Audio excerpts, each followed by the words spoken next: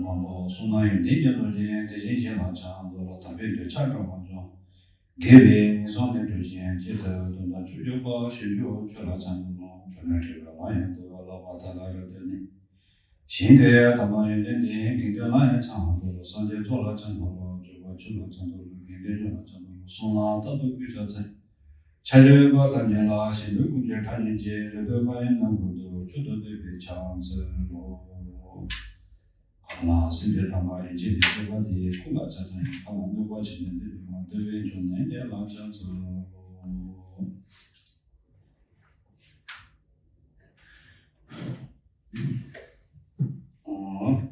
welcome back everyone. Bienvenidos a todos nuevamente. Good morning. I hope you had rest and I did too. Buenos días, espero que hayan tenido un buen descanso. Yo lo tuve. So I told you that we shouldn't talk about suffering now.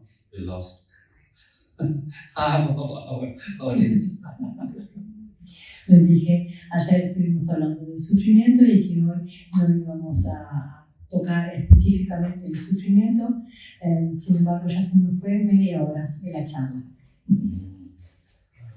So now they don't get answered and they will carry this the wrong notions, maybe forever, and come back to Buddhism center, probably in between they lost.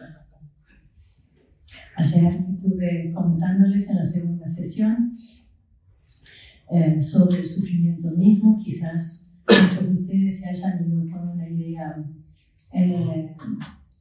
con dudas o con inquietud y si no están hoy escuchando estas dos últimas sesiones podrían quedar con una noción errada acerca de la práctica budista y desinteresados de seguir la práctica, ya sea en grupo, en un centro budista o individualmente. So that's the reason our friends lamas always say when you go to the West, don't talk about suffering. Es por eso que muchos lamas, amigos, me habían dado consejo cuando vayas a Occidente, no les hables mucho del sufrimiento. So don't start with the suffering, start with the cessation of suffering. So upside down, the Four Noble Truths, reverse. Podrías empezar, me sugerían, por la tercera noble verdad, la cesación del sufrimiento, y después entonces hablar del sufrimiento. No lo empieces al principio, porque no les va a gustar. Dale vuelta a las cuatro nobles verdades. Yeah, so when I do talk, public talk, I never talk about suffering. And I always start with some nice things, compassion, loving, kindness, and to keep your mind calm, to have fun. At the same time, you could be a spiritual, like a practitioner, and like that. Cuando tengo una charla pública, entonces no suelo empezar por el sufrimiento, más bien por cosas lindas como el desarrollo de la compasión, del amor bondadoso, de cómo generar una mente en calma, de cómo disfrutar de la vida y al mismo tiempo poder desarrollar una práctica. But when I go to some Dharma centers, and those who brag about becoming Buddhist for 20 years, 30 years, 15 years, 10 years, they're not talking about this suffering, I scare them, all that. Sin embargo, cuando estoy en un contexto como este, de un centro de Dharma, en el que todos ustedes son practicantes, y a veces la gente me dice hace 20 años o 30 años que soy budista, o quizás 10 o 15, entonces ahí empiezo a hablar hablando del sufrimiento y de una manera que pueda asustarlos un poco, inquietarlos. So they have no choice, even if they don't like, they have to try to be tough, because they can't go back after 10, 20 years. Y esos practicantes que me habían comentado que tenían 20 o muchos años de práctica no podrían irse de la sala, porque tienen que aparentar sus 20 o 30 años de práctica. So,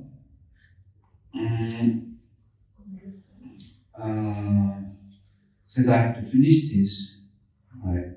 So let's go some of these stanzas. Maybe you can finish it, and then I'll talk more on the break it down and make it simpler to understand and make a better sense and try and answer all the questions that you have, that you did ask, and all the wonders that I can clearly, I assume that there's a lot of rooms that we need to address. Como hoy tenemos esta sesión y la sesión de la tarde, me gustaría poder recorrer este texto y luego ir abriendo las estrofas para encontrar el significado de cada una de ellas y también tener tiempo de poder responder a todos los comentarios que hicieron ayer. Asumo que vamos a tener la capacidad de poder ir por todas esas partes, por todas esas piezas.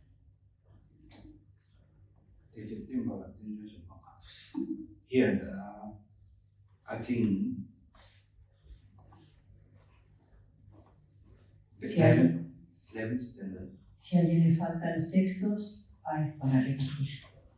¿Entienden?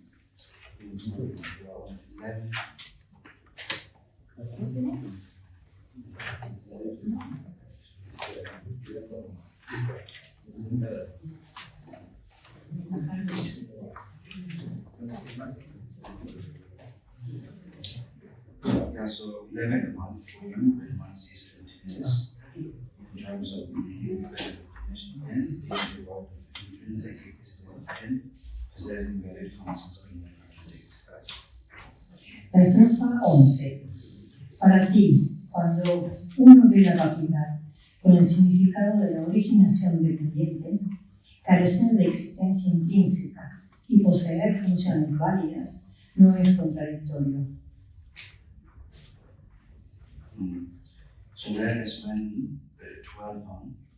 Y la número 12, mientras que cuando uno ve lo contrario, como no puede haber ninguna función en la vacuidad, ni vacuidad en lo que tiene funciones, afirmas que se cae en un abismo aterrador.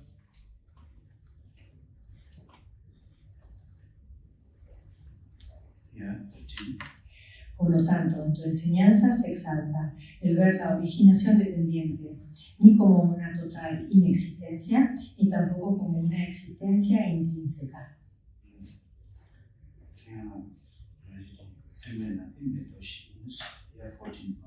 Lo no condicionado es como una flor en el cielo, por lo tanto, no hay nada que no sea dependiente. Si las cosas existieran por su esencia, el hecho de que dependieran de causas y condiciones para existir sería una contradicción.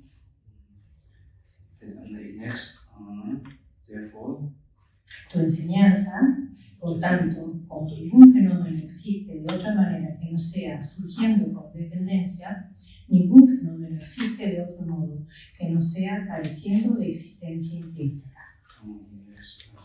Tú enseñaste, como la naturaleza intrínseca no se podría negar si los fenómenos poseyeran algo de esa naturaleza, el nirvana sería imposible y las elaboraciones no se podrían extinguir.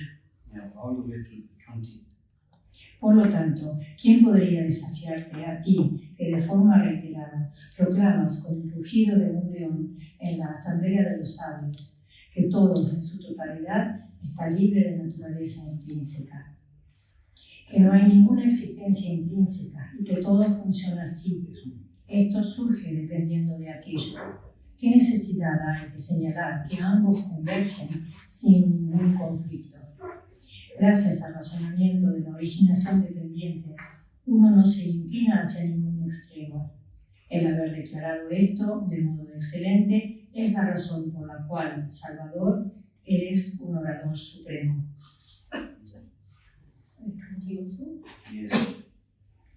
Todo esto carece de esencia. De esto surge ese efecto. Ambas certezas se complementan sin ninguna contradicción. And 21. ¿Qué es más extraordinario que esto? ¿Qué es más maravilloso? Si se te alaba de este modo, esta es la alabanza real, no ninguna otra. So, these lines, these 4 or 5 stanzas. So I want to maybe ask you guys that you now read the stanzas in Spanish, and what do you understand and what you don't understand. So I want to know. Me gustaría preguntarles a ustedes, y quizás los que están online, si alguien puede estar atento a sus respuestas también, para compartirlas. Les pregunto, de esto que acabamos de leer, ¿qué entienden y qué no entienden?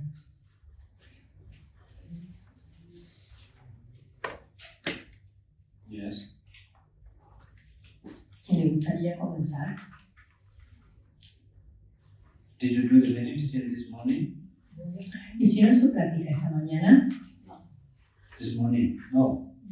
Oh, then we have to do meditation again. Calm you down. I thought you did meditation so that I can start talking. Otherwise, I would have started with meditation a bit. I would chant. Do you prefer chanting or just silent meditation?